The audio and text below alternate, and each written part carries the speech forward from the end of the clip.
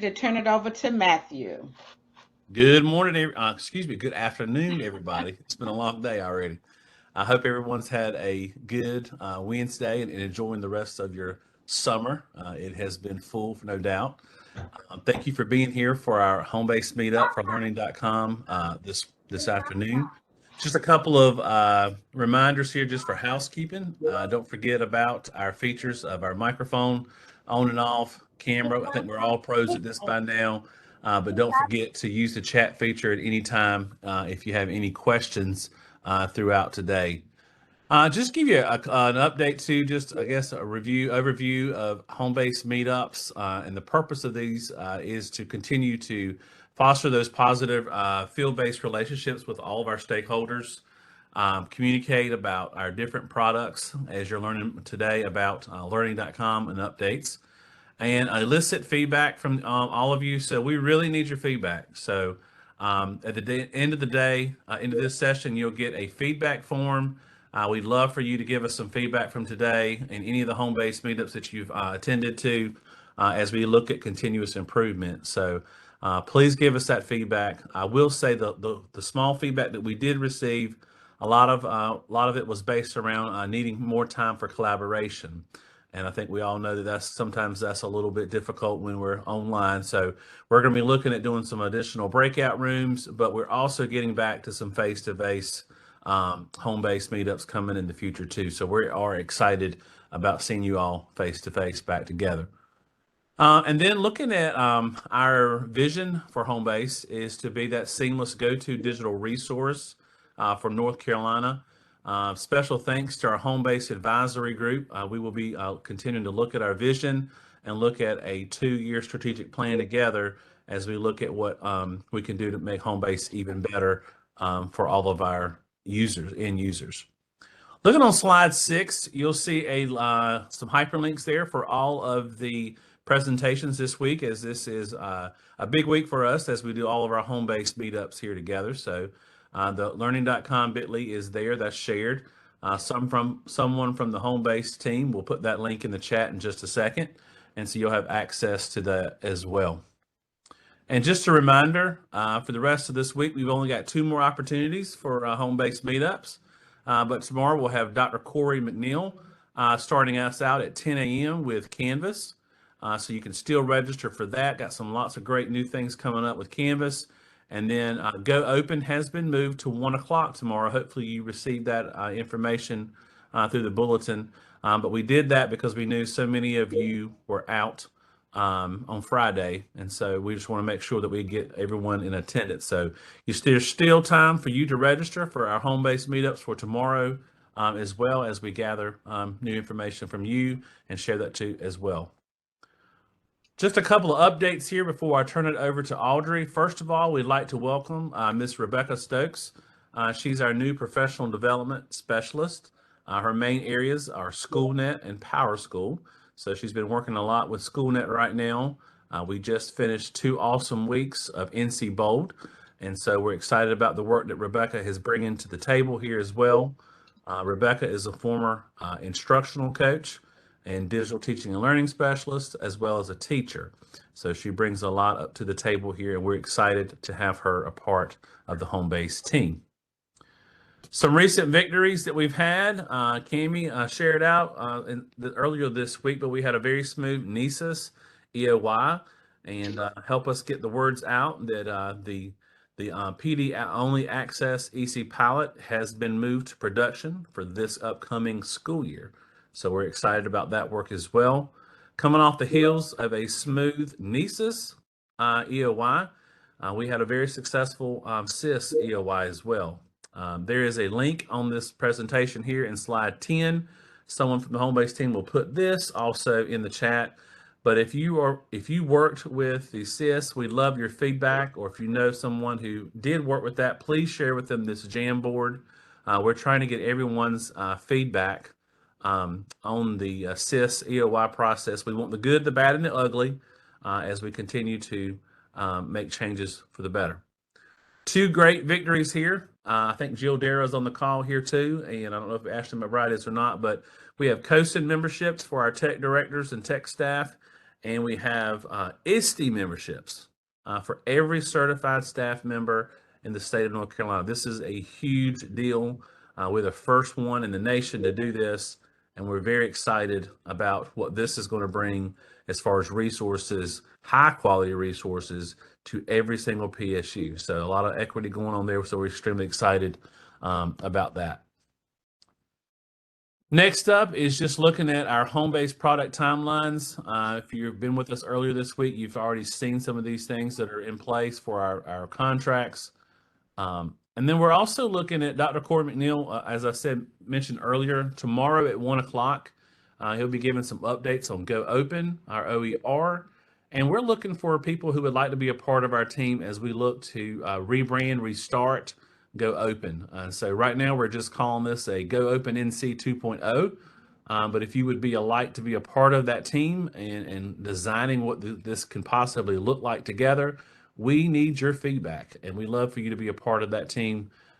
Me and Dr. Corey and Dr. Ashley McBride have been meeting with Go Open about some possibilities. So we're excited about what this can be for all of our stakeholders in North Carolina. Again, that link will be shared with you in the chat too, and you'll have access to this presentation as well. Last couple of things here today. Just a reminder, our home-based meetup schedule is in place, and we are super excited about September and May. We will be face-to-face, and we're excited to see your faces and be able to do some collaboration as well and give you some time to talk to other PSUs as well. We are in need of a couple more spaces, so listen up. If you are in the Northeast or Southeast region, we could use your help with a location on September the 26th. So Northeast and Southeast. If you're able to host, please let Yolanda know. Her email information is on the slide. And then on May the 3rd, we're looking for a location in North Central or the Sand Hills. May 4th, Northeast or Southeast. So if you would please just let us know if you could host one of those. We'd love to have you be able to host and partner with you. We're looking for one large room that can accommodate for about 100, 125 people, and then about 3 breakout rooms for the day. Last couple of things here is just a reminder, we are on social media and trying to have a heavy social media presence as we continue to push out all the updates that are coming and exciting things that are going on within Homebase. So please find a way to follow us and stay in touch. Last but not least, this is your official Homebase team for the 2022-23 school year. And all the names here are hyperlinked to their email addresses. We got a great team, and we're excited about what's going to happen this upcoming school year together. There's also the bit.ly at the top right-hand corner for the feedback for today and the QR code, and we'd love your feedback from today's meetup. Again, thank you so much for being here today, and at this time, I'm going to turn it over to our wonderful host today, Miss Audrey Long.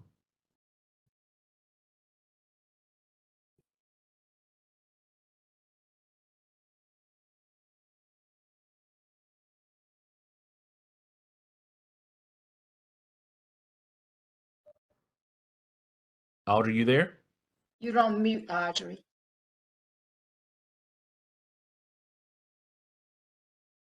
Okay, thank you so much. Again, I'm Audrey, and I'm the home-based product manager for learning.com, and I have with me Tiffany Kinney, who's the lead state program manager, and she'll come on later, the latter part.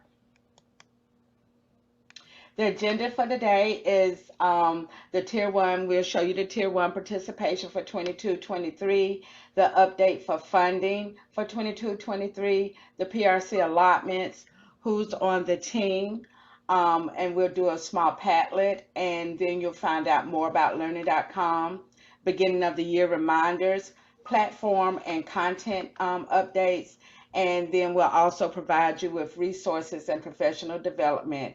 And then, as always, we'll have a wrap up and give you an opportunity for any questions. Okay, as always, this is the subsidy, Tier 1 subsidy and convenience contract overview for 22-23. As you can see, the pricing is $773 per estimated K through 8 student licenses. And again, that's based on the survey that you completed in March that I sent out for the survey of intent, and you let me know how many licenses you were requesting for your school district. And always, for all those who are non-tier one, the convenience contract, the pricing is the same, $773 per student or $3,296 per site license. But remember, tier one is funded by DPI. If you're tier two or tier three, then you will contract directly with learning.com. And at the bottom of this screen, you see that there's a link to the homebaselearning.com where you can find out more information about this contract and the allotment policy as well. Right now, we are, as you can see on the screen, we have about 7 steps that we would say for the funding steps for the K-8 Digital Literacy Initiative. Right now, the budget has been approved, so we're just waiting for information as to when that funding will be placed into the PRC accounts. Once the funds are placed into the PRC accounts, then learning.com will, I will notify you actually by email when that information, when that funding has been dropped into your PRC account. Then you will hear from learning.com. They will contact you via email, providing you with a quote and invoices of how much the, what the amount will be, and you will pay learning.com directly from your PRC account. And like I said, you'll be, all of this will be communicated to you as soon as it's available. The PRC accounts that I was just speaking of for LEAs, the funding will be allotted into your 078 PRC account. For charter schools, it will be placed into your 036. I'm sorry, Brenda, you say you have no sound? Okay, is anyone else having any sound problems?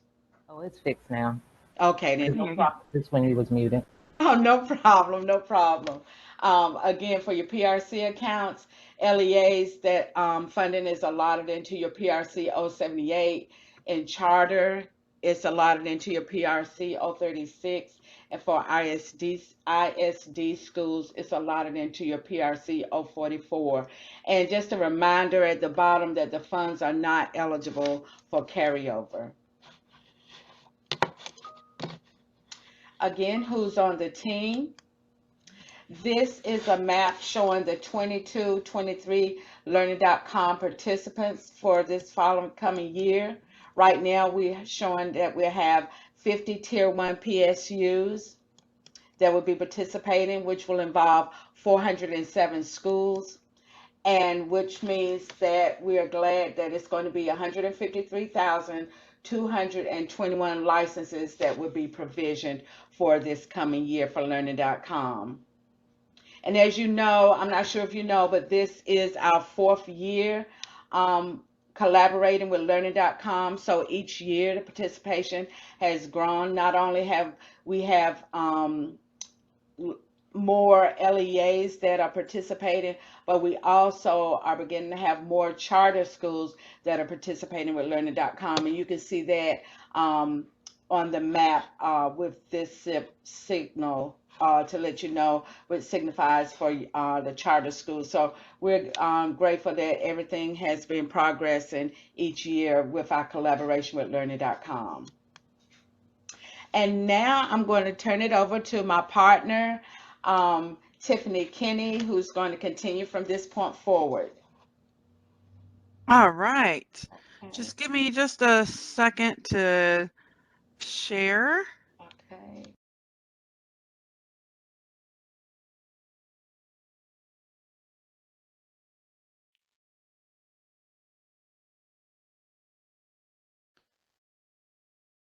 Just moving some things around.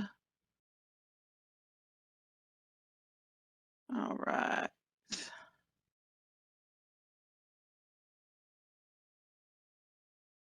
I want to make sure that I share for video.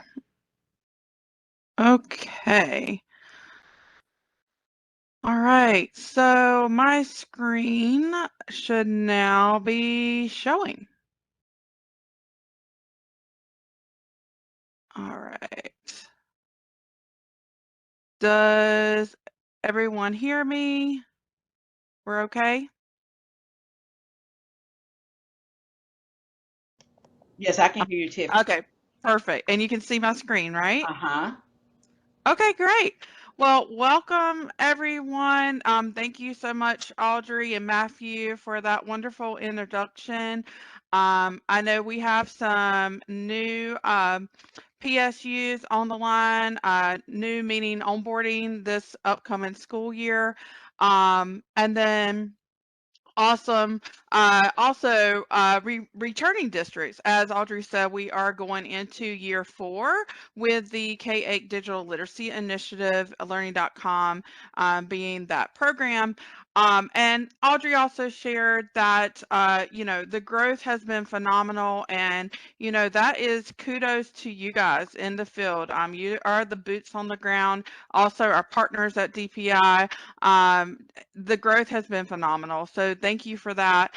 And as she shared with the map, we do have, more districts that we are onboarding this year, but also we do have some districts that are outside of that tier 1 qualification, our tier 2s and 3s. We do have a handful of districts that are joining us this year.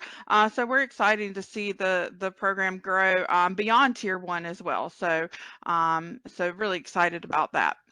So since we do have some new folks on the line, I wanted to introduce myself and also do a very quick run through about what is learning.com and what we do offer. And this is really geared for those of you that are just onboarding this year. Again, my name is Tiffany Kinney, and I am the state program manager for learning.com here in North Carolina. I reside here in North Carolina. I am also a former educator, taught elementary school.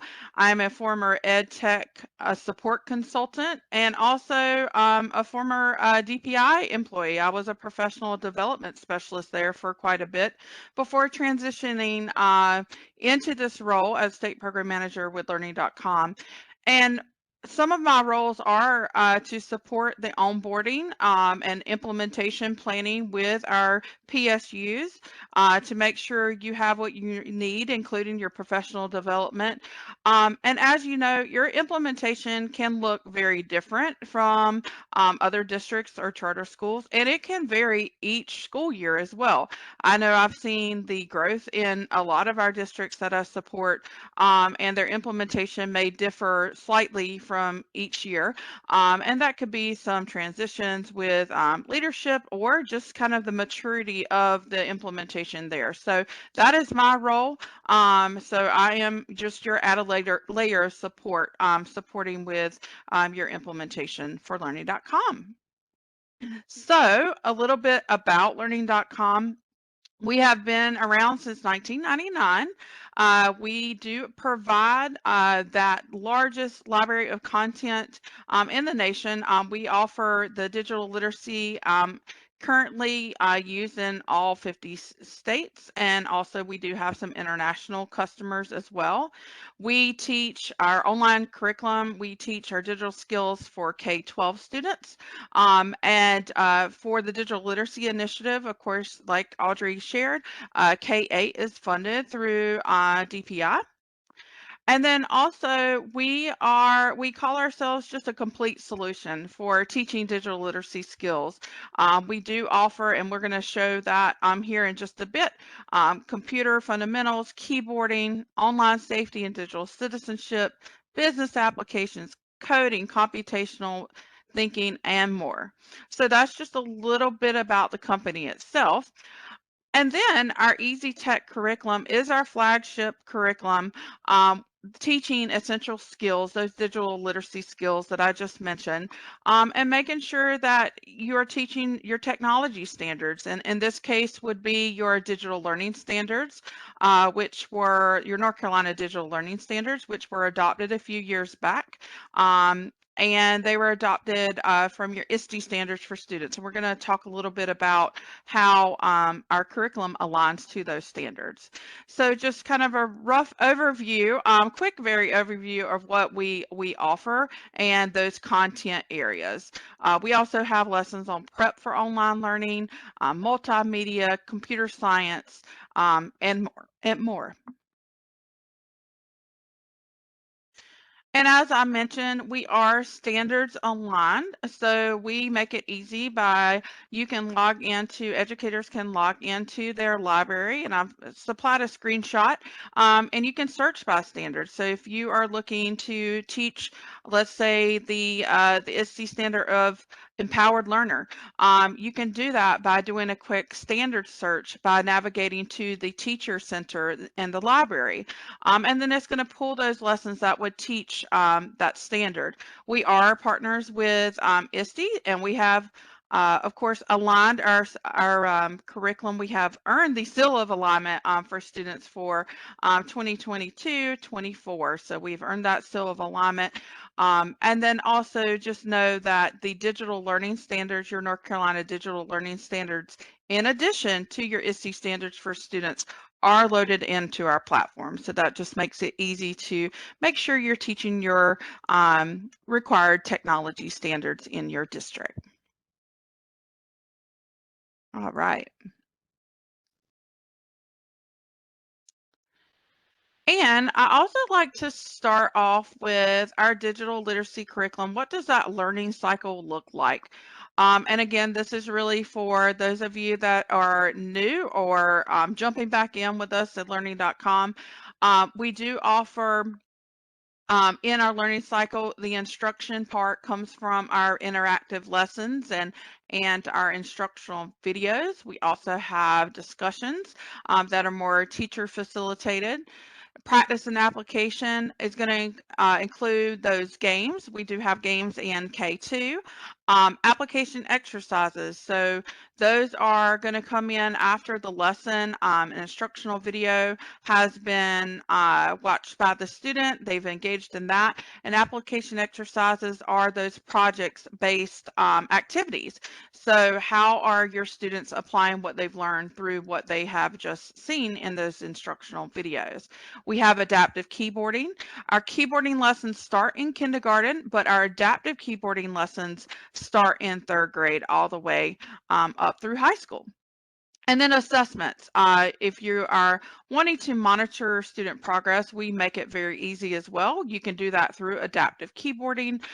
We do have pre and post skills checks, and those start in 3rd grade as well. So what that means is that you can easily assess your students where they are and what they understand based on that skill. So are you wanting to know what do they understand and know about online safety and digital citizenship? Well, we have a pre and a post skills check that is also included in the Easy Tech curriculum. They are also included in our curriculum learning paths and in TechQuest. So you can easily monitor how they are engaging with our curriculum, but also with that post skills assessment to see what kind of growth they have made. Happy to share that growth data with you, and I know I have done that with several of the districts I've met that have used us for the past few years, but we had definitely seen a significant growth in our students using our curriculum based on the pre and the post skills checks. We also have the digital literacy assessments. Those are for 5th and 8th grade 8th graders. They are based on the ISTE standards. So if you want to see what your students understand about and what they know knowledge-wise on those ISTE standards, we do have a benchmark and a summative available for that. And we do have a couple of districts I saw log in that will be utilizing the DLA this year. We have project reflections, inquiry projects, so much there. Easy, we make it easy to monitor progress, and even as a district coordinator, we have reports that you can run to monitor that as well. Any questions about learning.com, Easy Tech so far, the learning cycle? I don't see any questions in the chat I don't at see this any. moment. Yes, Tiffany. Okay, great. Well, before we get into the really fun stuff, and the fun stuff to me is all our updates that are happening because there's a ton of them. I do have a few beginning of the year reminders. Um, so those of you that are onboarding with us or you are returning, it is very important that if you are managing your students and your classes, your educators manually, meaning you are not using a syncing service like Clever ClassLink, we need to make sure that your users are updated, everything's edited, ready to go, and uploaded using our user import tool prior to your school year. Now, most of my districts are using, are rostering now through Clever or ClassLink. So as you know, those students that when they are actively enrolled in their classes, they're going to appear into the learning.com platform, and that is by the sync. So I will say more than half of North Carolina districts are syncing. They are rostering their students and educators via Clever or ClassLink. So just know that we integrate with both. It's a pretty seamless process. And however, if you are not a Clever or ClassLink one roster user, you will need to make sure that your uploads are complete before the school year begins, making sure your students are into those next grade levels. They've been promoted to the next grade level, and making sure you've deleted teachers if they have transitioned out of the district and so forth.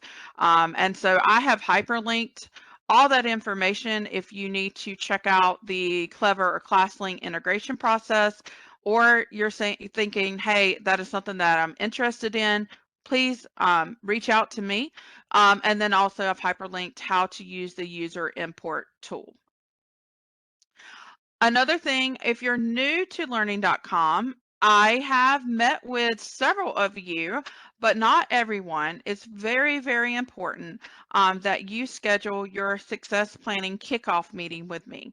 So if you are onboarding, I have 19 new charters or districts that are onboarding this year. It is very important that you schedule that success planning meeting with me. During that time, we do it's about an hour.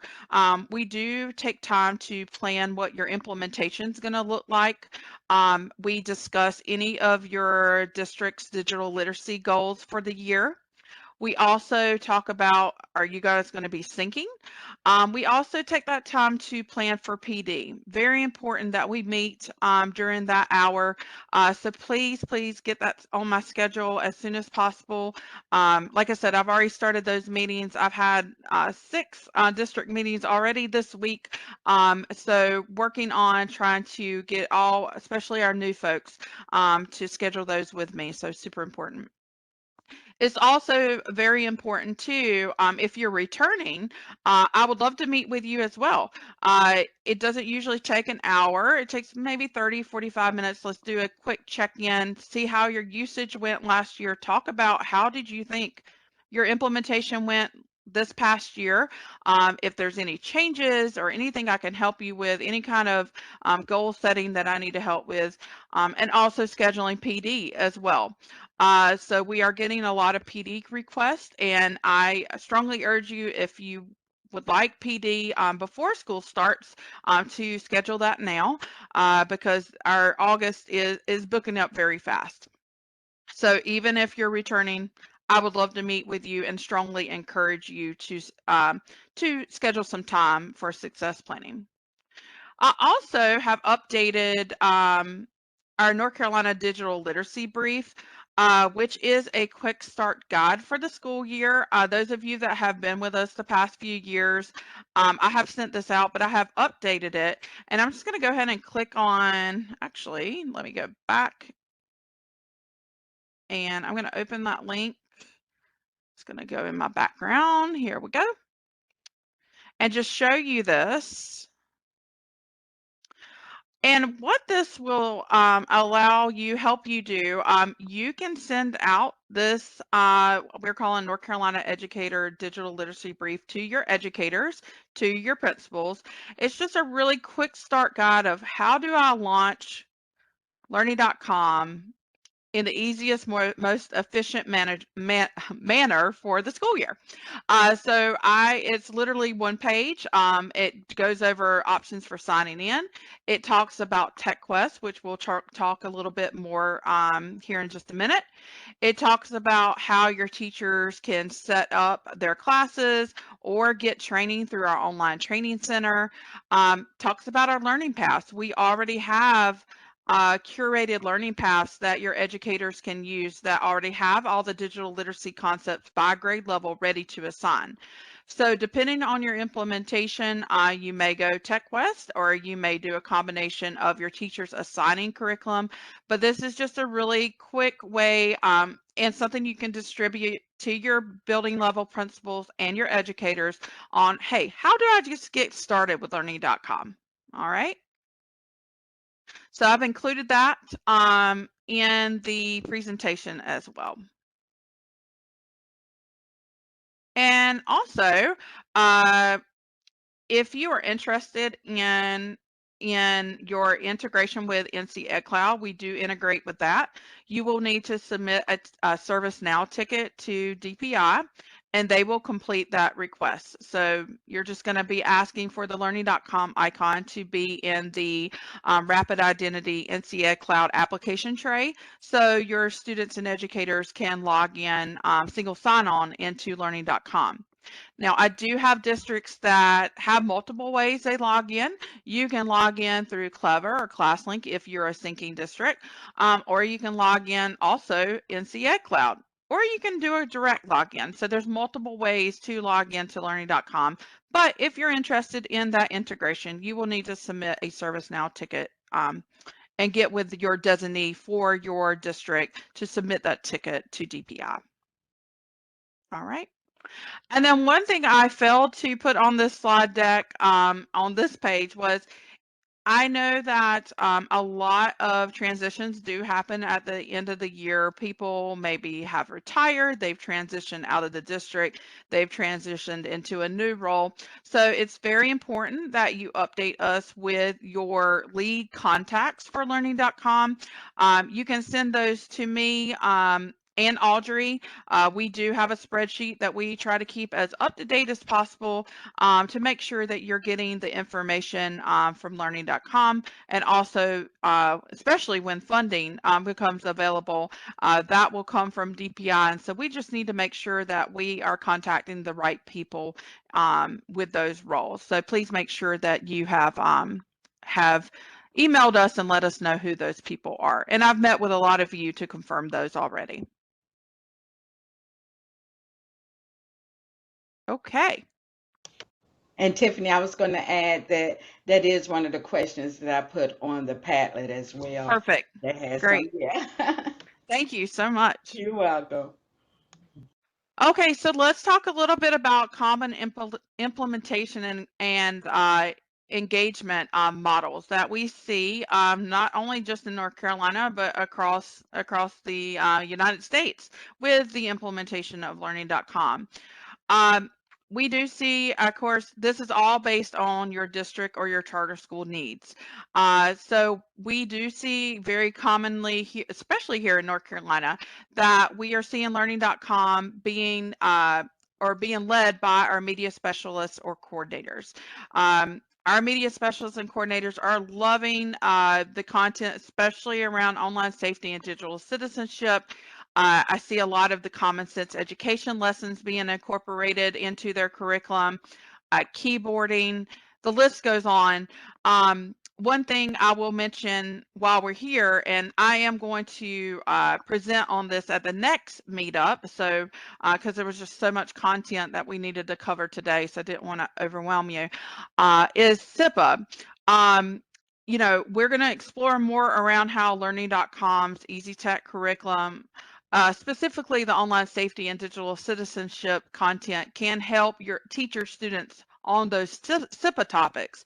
And I know a lot of districts have their media specialists and coordinators. They are designated to do that, if they have those in place, of course. And just in case you didn't know, that SIPA, the acronym, just stands for Children's Internet Protection Act. And these are required topics, such as cyberbullying awareness and response to cyberbullying, and teaching appropriate online behavior. So we do have a lot of PSUs that use our curriculum to achieve that SIPA compliance very easily. And actually, the first lessons on our learning paths, including TechQuest, includes online safety and digital citizenship. So it starts that way. So right out the gate, your students are learning about those topics, those required topics. I know that that is something that's been very high interest level in the media specialists and also computer lab teachers that are I'm not going to say they're required, but maybe they have been designated to teach those topics. So just know that we try to make that very easy, because those lessons are at the beginning of those paths. We do see the integration into core subject areas. We do realize not all charter schools and districts have a dedicated media specialist or coordinator. Maybe I've talked to so many districts lately. They said, you know, we have media specialists, but now they're not teaching classes anymore. So they are trying to figure out a way, how are their students getting those essential digital skills to be prepared for online testing, or to be prepared just to have digital skills as a life skill, so digital literacy skills. So we are seeing integration into the core. CTE teachers growing by popularity. I see that Brenda is on here, and I know she's a former CTE teacher, now has been promoted to the district level with leading the charge in Wayne County Public Schools. So I see you, Brenda. But she was using learning.com to supplement her CTE curriculum, using our curriculum to supplement that, and especially with the business applications pieces and keyboarding, and now interested in coding pieces. Computer lab teachers, paraprofessionals. So it really just depends on your capacity at your district and school level, what that looks like. And implementation can look different for K-5 rather than 6-8. Maybe K-5 is only working or using TechQuest for now, or to start it off in the school year, and then they're going to maybe integrate some more managing those curriculum and assigning items later into the year. So it really just depends on your district's digital skills goals, and that is what I'm here to help you achieve. And of course, hopefully meet SIPA compliance. Coordinators also have a report that they can run for E-rate SIPA compliance, and I'll try to remember to show that to you when we get into the platform. Okay? Any questions so far? I know I'm talking a lot. I do have a video to show, so it'll break things up. But please, if you have any questions or suggestions, go ahead and enter those now. All right, here we go.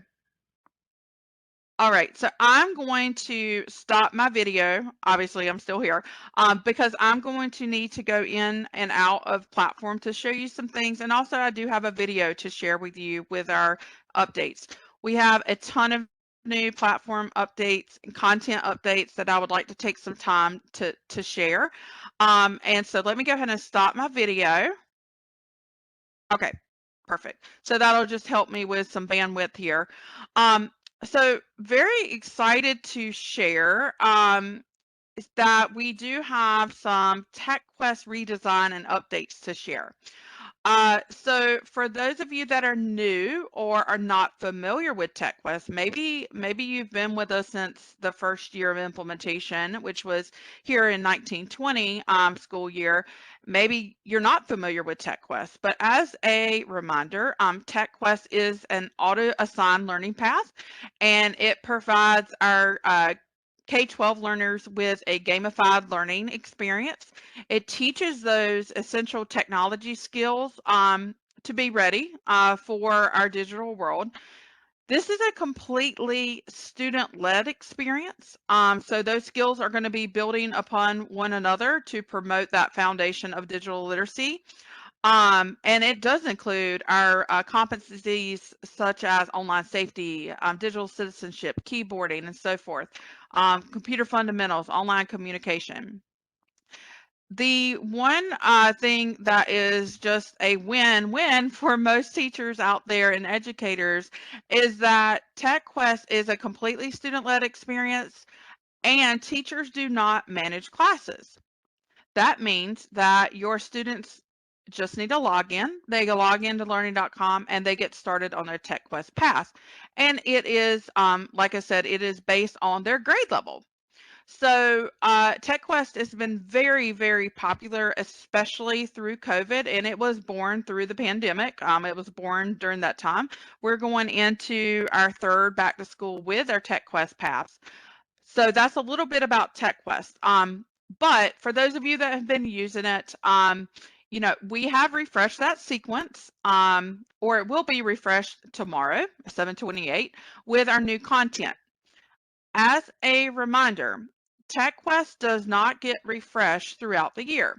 We are constantly creating new content, okay?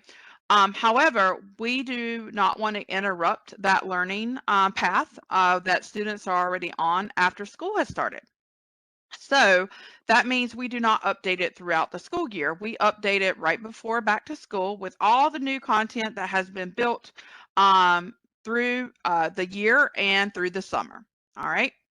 So what that means for your teachers is if when they see information coming through that, oh, there's new content throughout the year, or I send out an email to you guys as district coordinators or so forth, then they can still add that those new curriculum items. They can manage their classes and add those new curriculum items to a class. However, the TechQuest path will not be updated until the summer or back to school.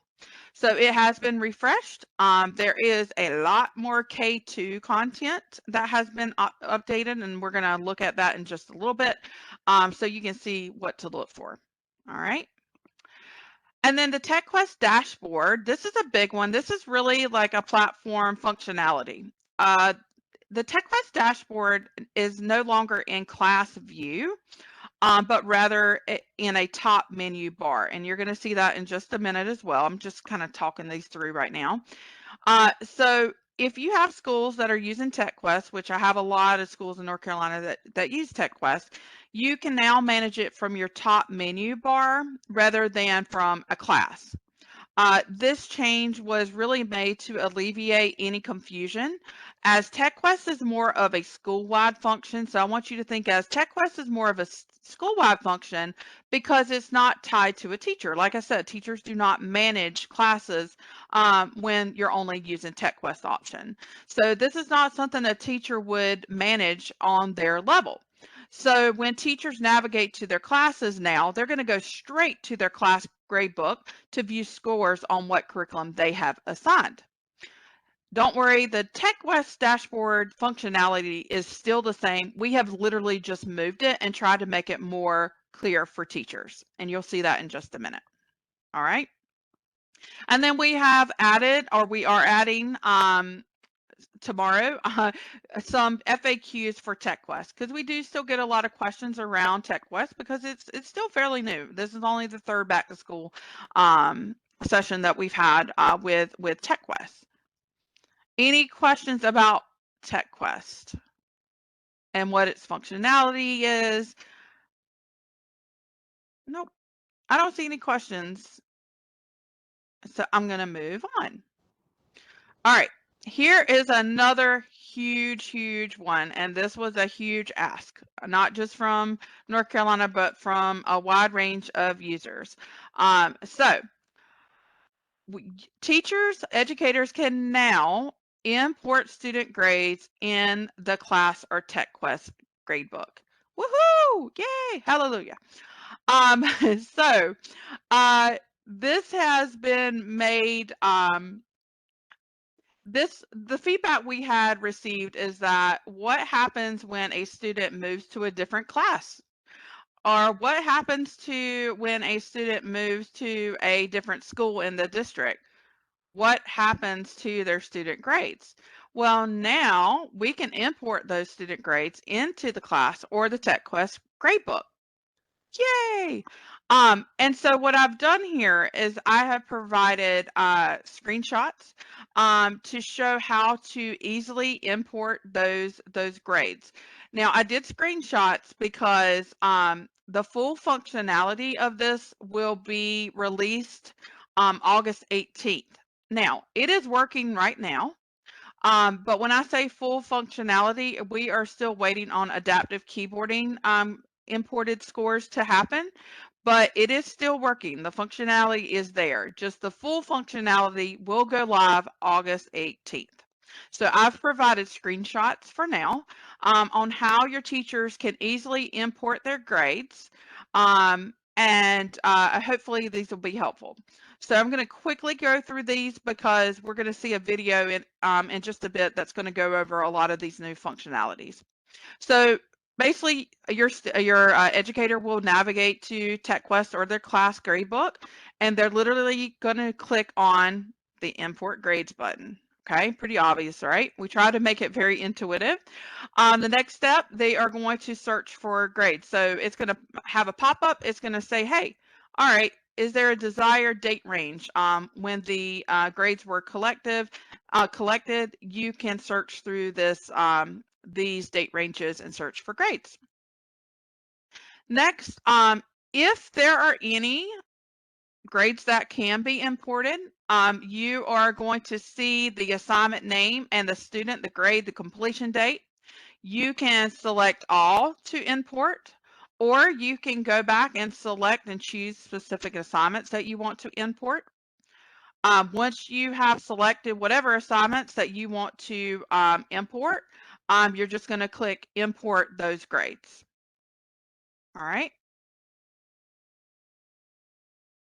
And step 4, once those grades have been successfully imported, you're going to see a little green confirmation message, and it's right here. I'm pointing to it right now. That's in the upper right corner. That's going to say imported this amount of assignment grades. All right.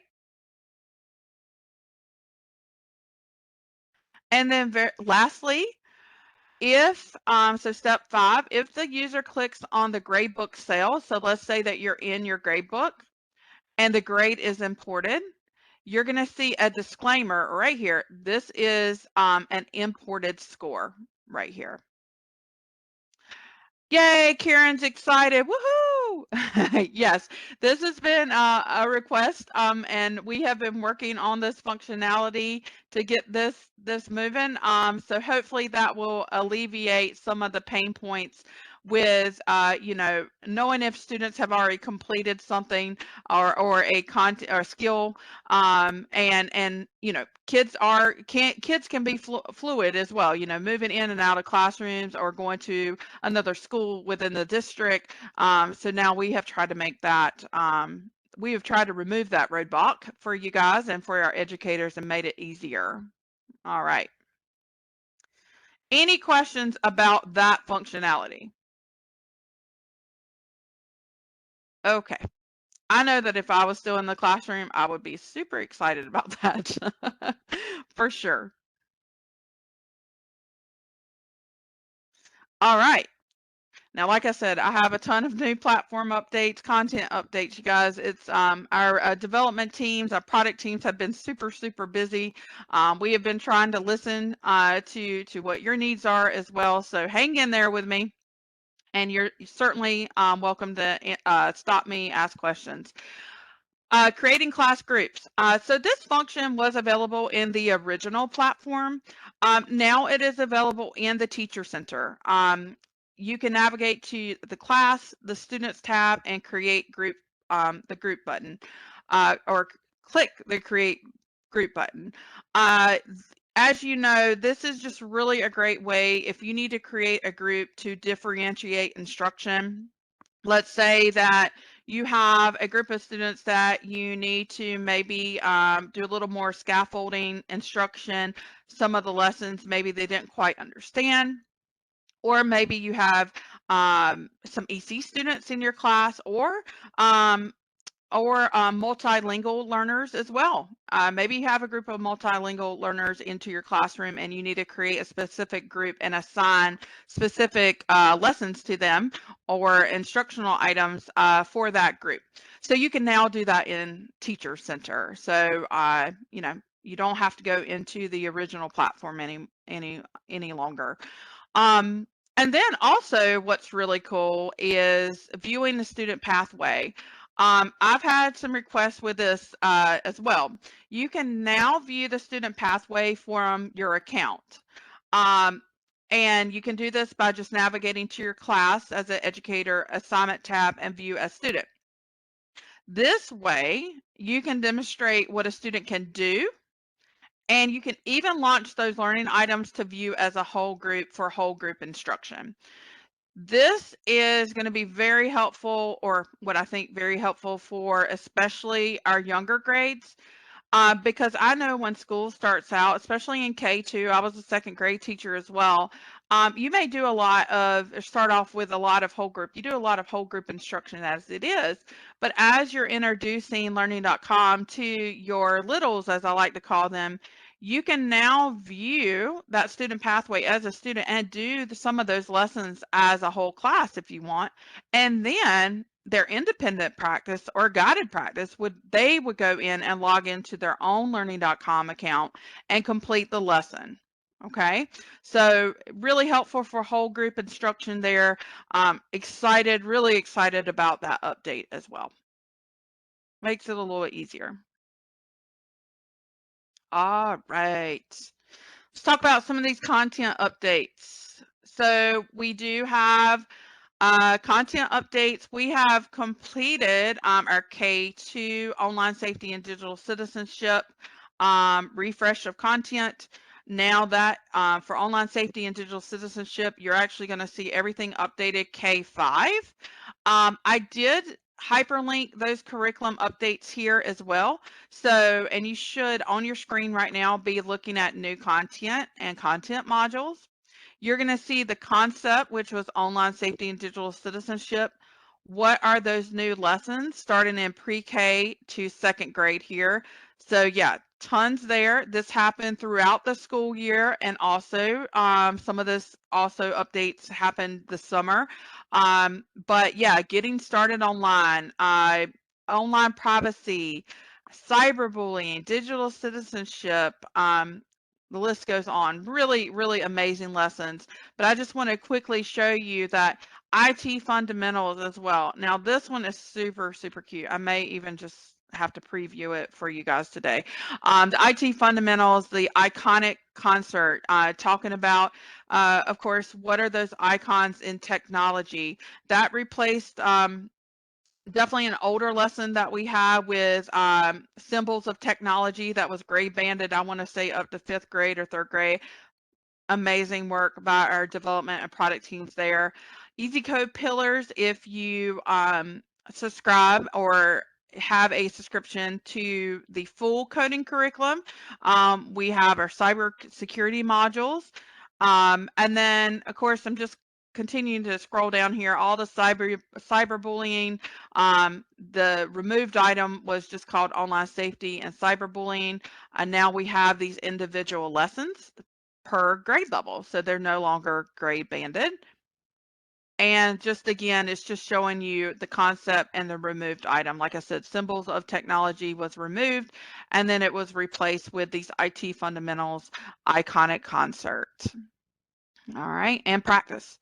There's some additional changes here.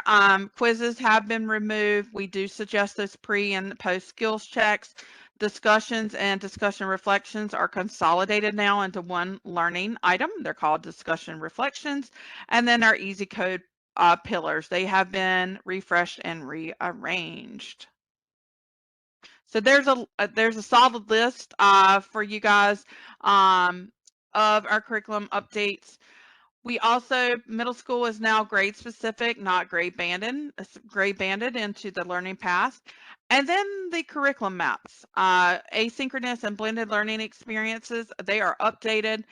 They are located in the teacher portal as well. These maps are the ones that I get many requests at the beginning of the school year for pacing. Maybe they're working with some new learning.com users or media specialists or computer lab teachers. We do have those maps. They are updated. I'm going to show you where to get those as well. Okay, so before we take a dive into the video and I take a breather and a water break, I am going to show you where those curriculum maps live because I think this is super, super important. Voila, there they are. Not only, so what I've done here is that I have logged in. I am in the teacher portal right now. I am seeing my demo classes. These are my demo classes. I'm seeing a banner that is reminding you that TechQuest sequences and scores, they are resetting in July 28th because we are starting over with that new sequence. But right here, welcome back to school, can't miss it. Update your classes with curriculum for a blended or asynchronous learning experience. These maps are ready for you to open up and download. Also, that updated curriculum map, the content map I just shared with you. So your teachers can go in here and say, okay, I want to look at the asynchronous learning curriculum map, which is that student-led experience. They can download it and then they can open it up. I'm going to put this on the other screen so you can see it. Here we go. Read Me First tab, and then they can go through and select their grade level. So if I want to look at 4th grade, and this is for the asynchronous learning path, they can go in and see our digital literacy concepts, the description, what if they're, if it was an independent model, that means that these are all, of course, student-led, student-driven. They're auto-scored material, and then the time it would take to complete. So yes, asynchronous is going to be for your student-led TechQuest path. And then we have the blended learning map that you can also download to see everything we offer, which includes those application exercises, the discussion reflections, and so forth. So they're located here. They are also located in the library under teacher resources. So there's multiple ways to get those as well. All right. Okay, what else did I want to show before I jump into that? Oh, yes. I did because I just think it's so cute. I have to show y'all the icon lesson is so cute. So let me go into my sequence, and while I'm driving into my my demo account, are there any questions or something y'all want to see? I know I get excited, but any questions coming through?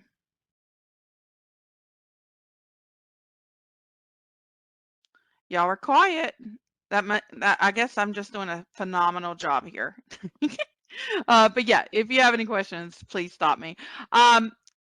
On your screen, I have clicked into a lesson. As a teacher, you can view anything that you've assigned before you want to assign it. You can see the details, the objectives of that lesson. So this one is going to be the functions of technology, the icons that represent those functions. And then also teacher resources, your vocabulary, support materials. There is an infographic for this one readily available. How cute is that?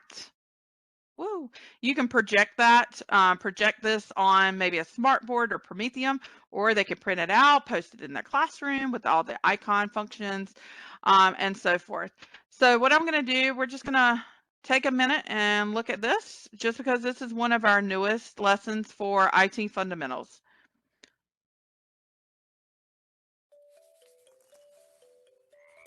Tales of Tech Grove. An Icon a Concert, Part 1.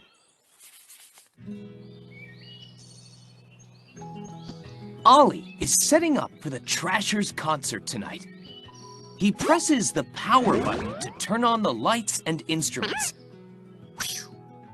The power button is a picture of a circle with a line, and that picture is called an icon.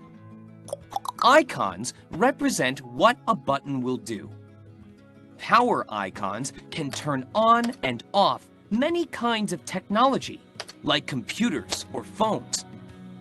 Technology is a skill, method, or device that is used to solve problems. For example, the speaker will make the guitar sound louder. What's this? The speaker is missing volume icons. These plus and minus buttons make the music louder or quieter. Plus and minus icons control lots of settings, like volume or brightness.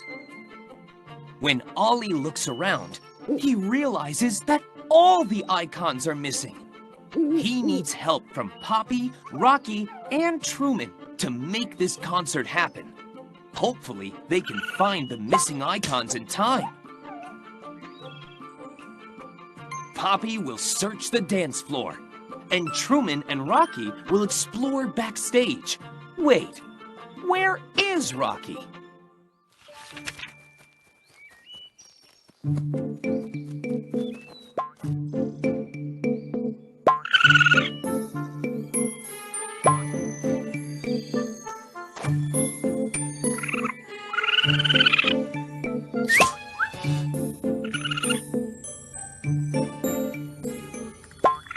Rocky presses the home icon to go back to the group.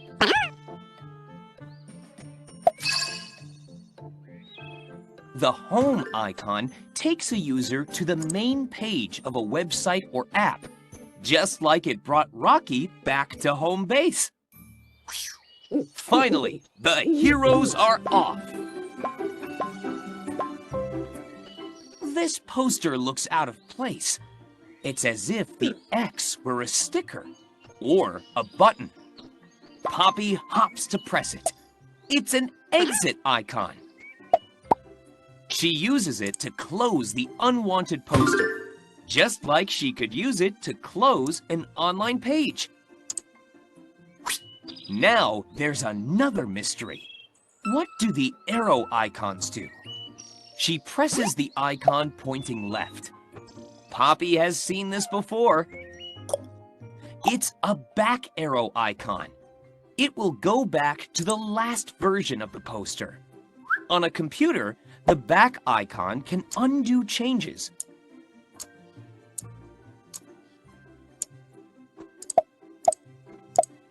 Or go back to the previous page. That means that a forward arrow icon will redo the changes. Poppy presses the forward icon, and the poster is good.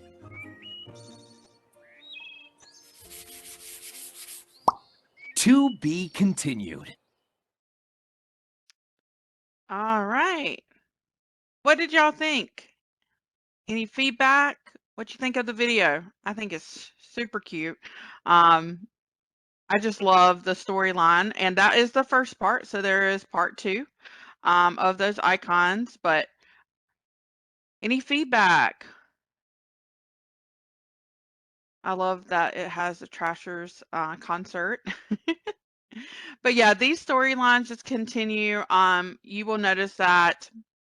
Thank you for that feedback. You'll notice that these characters continue to go throughout your elementary, and then of course as you approach middle school, you're going to notice that they are humans, not animals. So yes, so this is going to be more for, of course, this is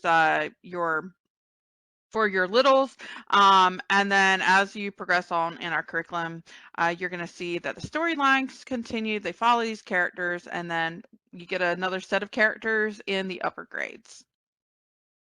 All right, so I just wanted to take time to share that one. Thank you for responding, those of you that are responding, and you like it, and it's engaging. I think the same thing. I love it. All right. So I think the next thing I wanted to do too is I've done a lot of talking, and I wanted to share. I do have a updates video that is going to not only go over many of the things that I was talking about, the content and platform updates, but also some other things that I did not mention that I felt that were just easier to show the video. It's a very quick video, but I think it does a really good job of just summarizing everything going into this back to school year. So let's go ahead and show this one. All right, here we go. And if you have any questions, go ahead and put those in your chat. In preparation for the new year, we at Learning.com have been working hard to create updated tools and fresh content to help you provide digital skills instruction to your students. Let's take a look at what's new.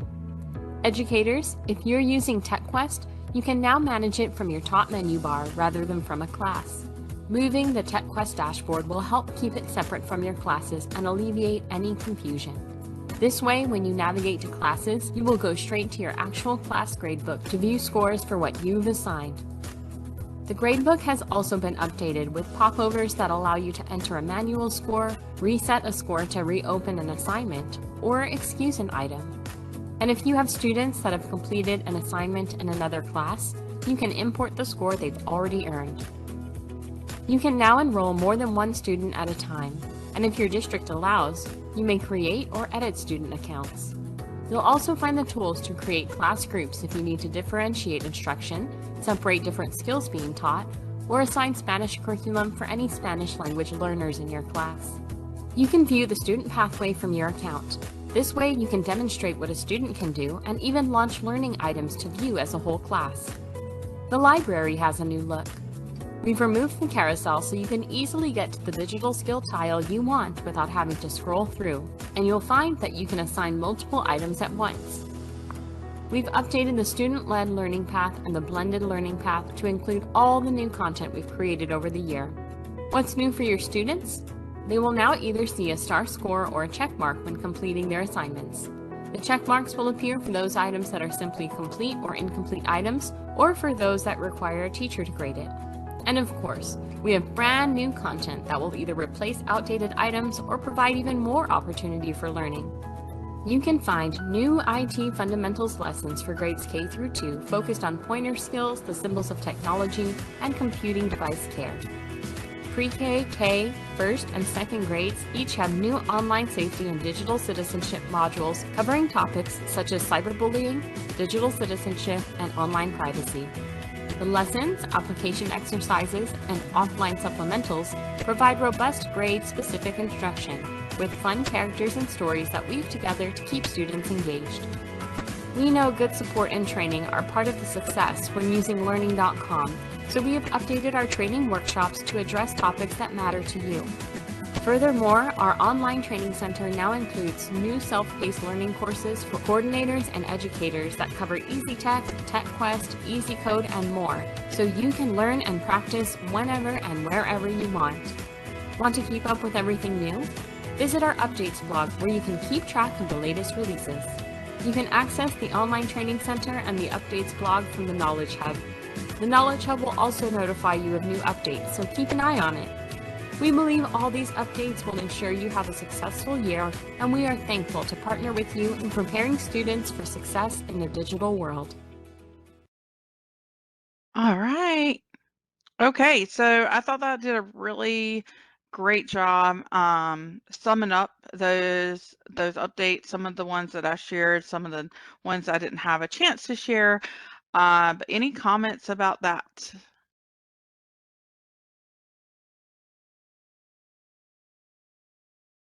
Okay, I don't see any comments or questions, so we're going to move on for the sake of time. So coming soon, the Teacher Gradebook will be disabled in the original platform. So those of you that have been around with us since you know, the 1920 school year or even before, we do have some customers that were contracted with us before the Digital Literacy Initiative made it happen. It will be disabled starting mid-August. So you will need to make sure that you are going in a teacher center to your gradebook. We have not quite yet announced a date when we will be sunsetting the original teacher platform, but it will come. So just know that we are starting to disable certain features of that original platform. So all our training is on the Teacher Center, which is that new platform that you see that I've navigated to today and also in the video. So all our trainings are going to be there.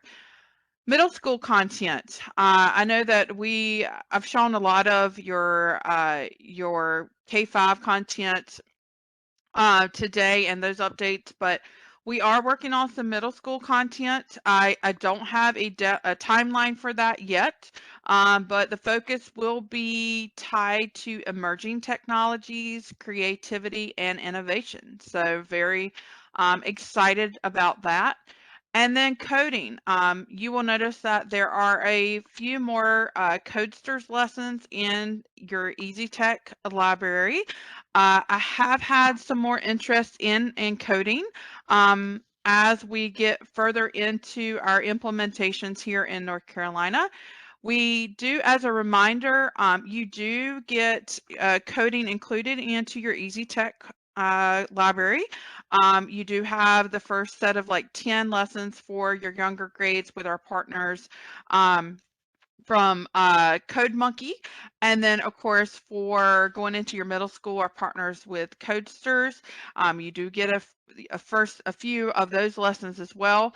If your district was interested in purchasing the full coding curriculum, for instance, like Codesters, they are offering, of course, these capstone courses now that are Python courses, and by completions, your students may qualify for the Microsoft Technology Associate. It's called the MTA, the Intro to Programming and Python certification exam. If that's something you're interested in purchasing more coding, you would reach out to us at learning.com, reach out to me, and then we can go from there. But just know that you have some more Codesters lessons already available to you free. I say just kind of dabble in what you have now, and then let's talk if you need more coding or interested. The video that you watched, it did mention the Knowledge Hub. I put it here as a slide as well, just to remind you that you're going to see notifications and more information on that little graduation cap there. So it will also get you to the online training center as well. So just know when you see that little notification, there's something new happening. So just want to make you aware that that is the place to go get more information on new features and get to your support center as well. Okay. And then professional development. We have a lot of stuff going on right now. We are still offering our summer PD series.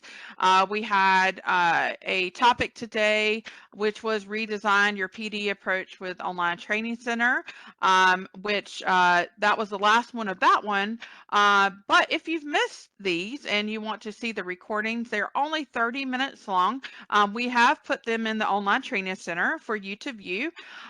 Some that are coming up, so we still have a few left. We do have implementation models finding your fit. That is really amazing for new and returning customers to really just finding that fit for your district's needs. We go through an interactive tool that you can use to kind of help you make those decisions.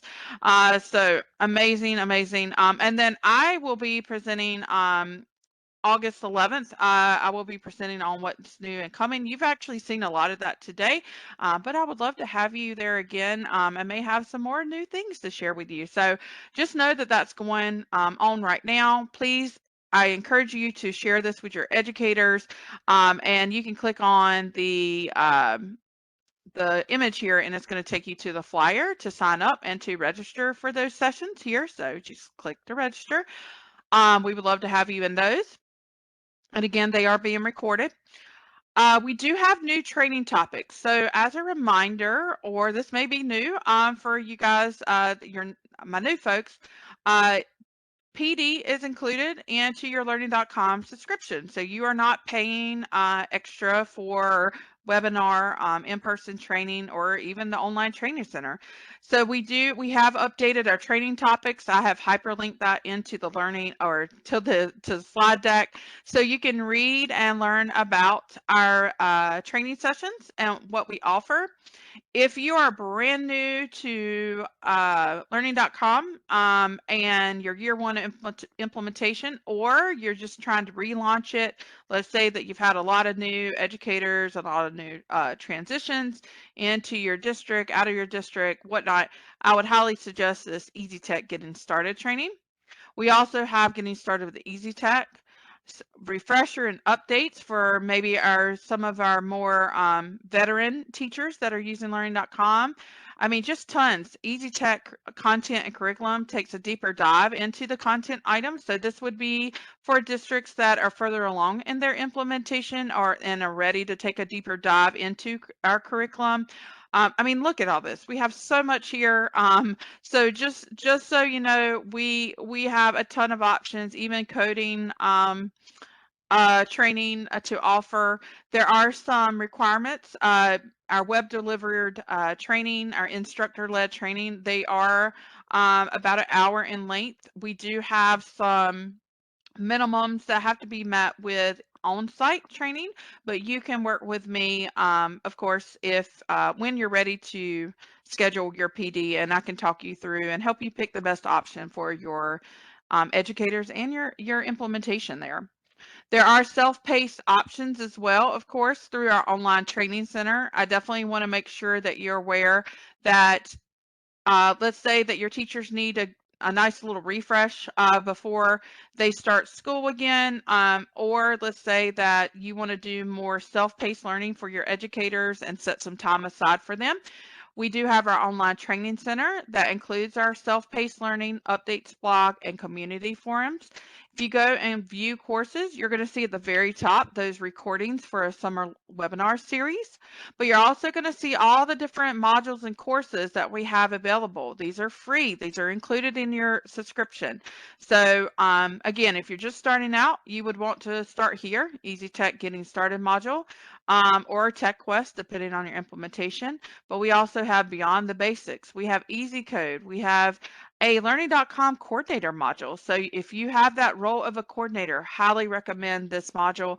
And like the video said, also if you complete these, you can get badging and certificates to turn into for CEU credit, and then other training resources here. So just want to let you know there's plenty of resources available to you.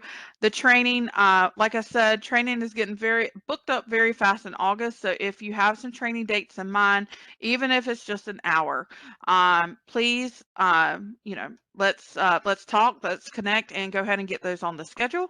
And it is included in the learning.com subscription. I've already gone over the online training center and the summer webinar series. And I've also mentioned just already success planning meetings. Again, very important that you schedule that with me. Even if you're returning, would love to chat about how your usage went, what you thought went well, maybe some improvements going into the upcoming school year. There's a ton of new content and platform updates, as you just saw. And then our technical support, customer support team is available to help you. So if you have any you know, any technical issues, we do have a great support team ready to help you sort those out, and also if you have any syncing issues as well. All right.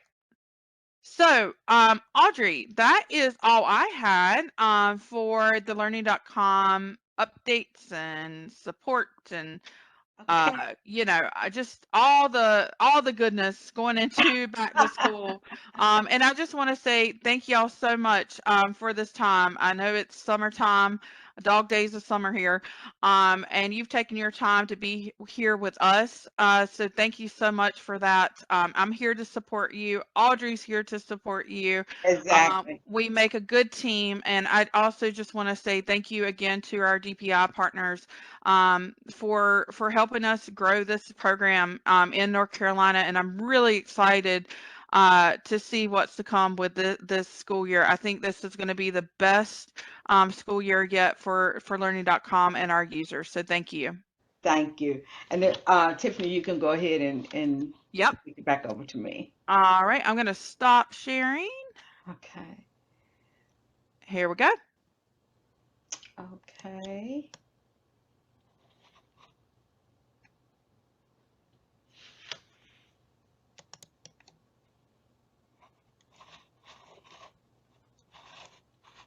Okay. Can everyone see my screen? Yes, I can see it, Audrey. Okay, great. Okay, hold on. Let me see. Okay, as you all probably already know, in Canvas, we do have a home base guide for all of our products. And if you're not familiar with it, what you would do is sign into your Rapid Identity or either your NC Cloud rather. Click on Canvas, and then at the bottom you'll see home-based resources. And then for our product, learning.com, you would just choose the learning.com button. And within this course, we just have some up-to-date information, and I just wanted to let you know that it is being updated on a regular basis. I generally update it with the HBMUs, the recordings, and the slide decks, as well as the upcoming home-based meetups. Also, resources, learning.com generally sends out a monthly newsletter, and I always like to include that. And of course, you can also find my information as well as Tiffany's information under the product manager information. Okay. I'm sorry. Okay, and next we have a Padlet activity that we want you to participate in, and that information that is in the list of the links that I provided with you earlier. If you need it again, please just let me know, and I'll just I'll tell you what. Let me just go ahead and enter that Padlet information in there for you again.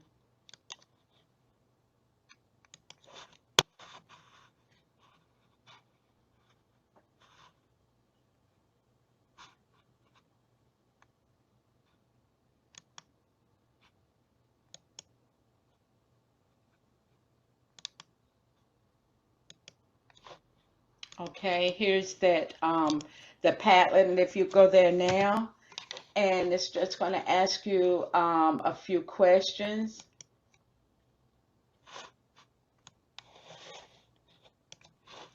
So yeah, we just if you just give us your school name and give us your takeaway from today's information. Like I said, Tiffany, she provided she's always, not just today, but Tiffany is always good about giving us a lot of good information to take back to the classroom.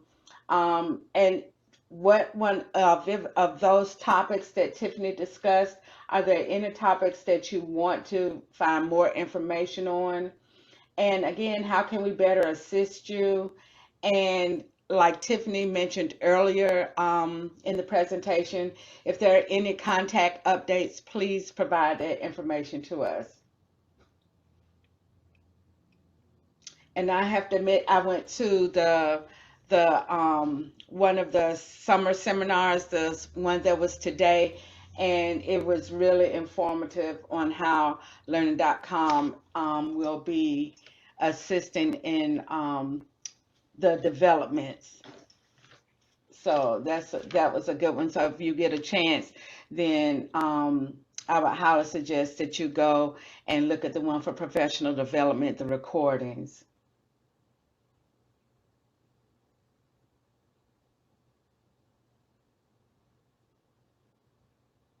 I agree. It is a whole lot of good updates, and again, a lot of good informative information to take back to the classrooms.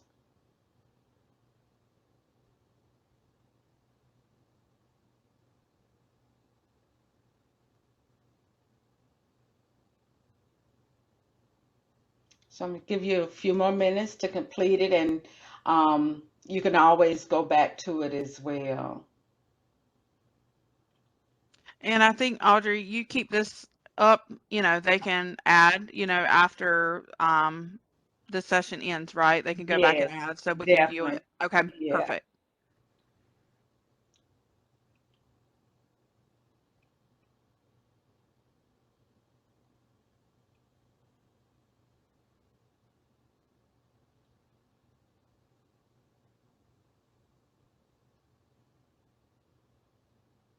Really excited to see that y'all are excited about the Yeah. updates, the content. Like I said, our teams have been working really hard. That's our development team, our product teams. Yeah, I'm really excited. I hope you, I get a little overexcited sometimes, but yeah, there's just tons of new information there. Um, and oh, thank you. Someone just said Tiffany is awesome. Y'all are awesome. You guys do the hard work, so I appreciate you guys. So thank you.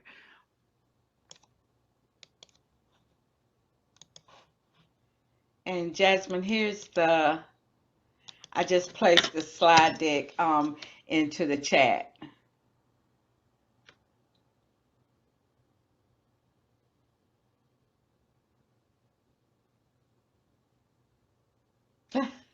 I like that when they said it doesn't get any better. That's good.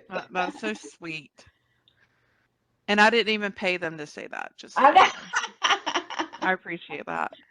Like I said, you guys are the ones I appreciate as well. So know. thank y'all.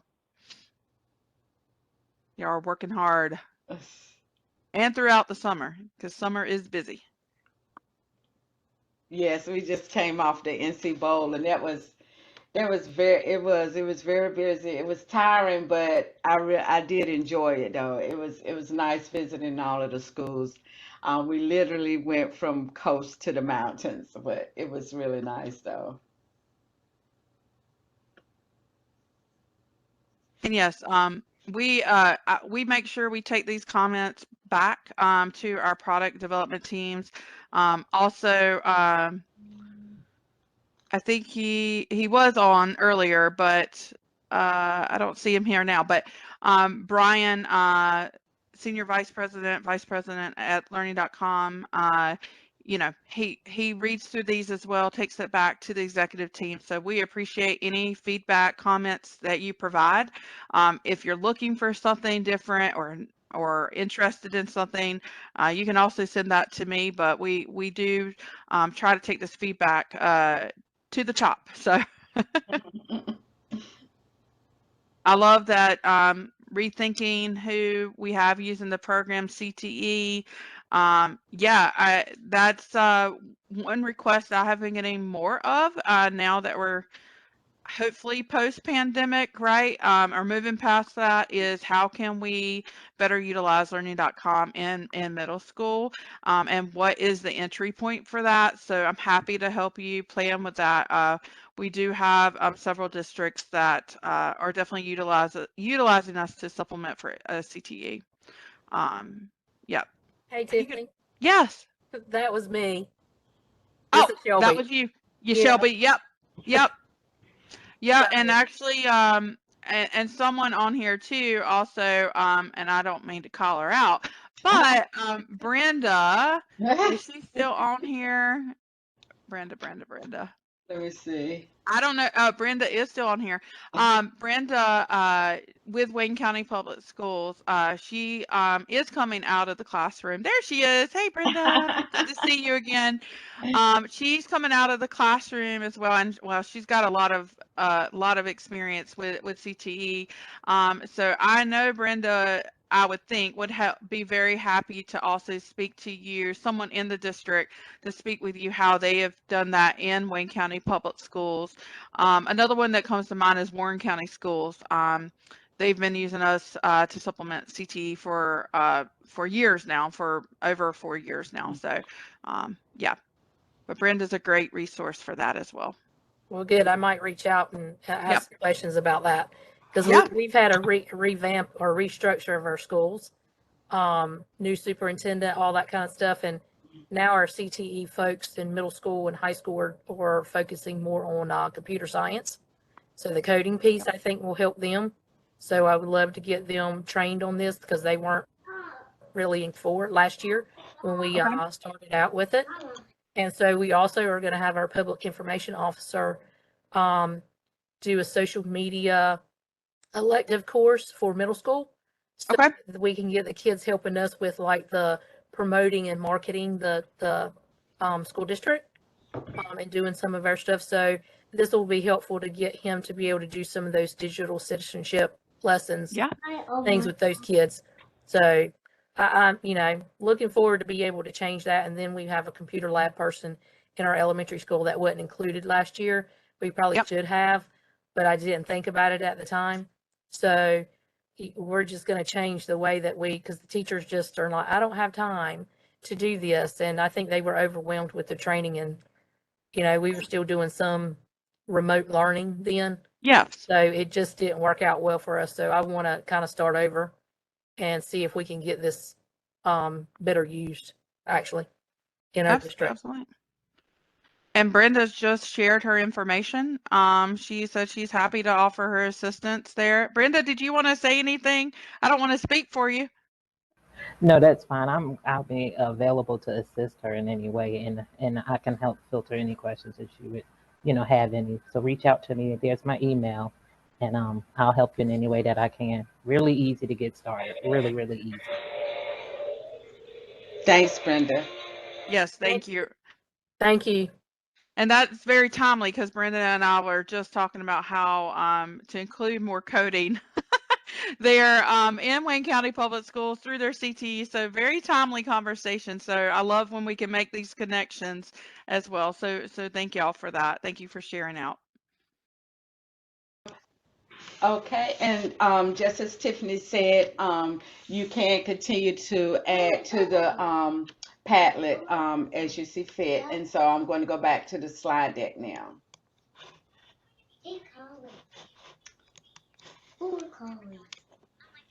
Okay, and like Matthew said, these are the upcoming meetups, and in September we do plan to do face-to-face, and they still are working out the locations and information for that, and you all will be receiving an email regarding that as well.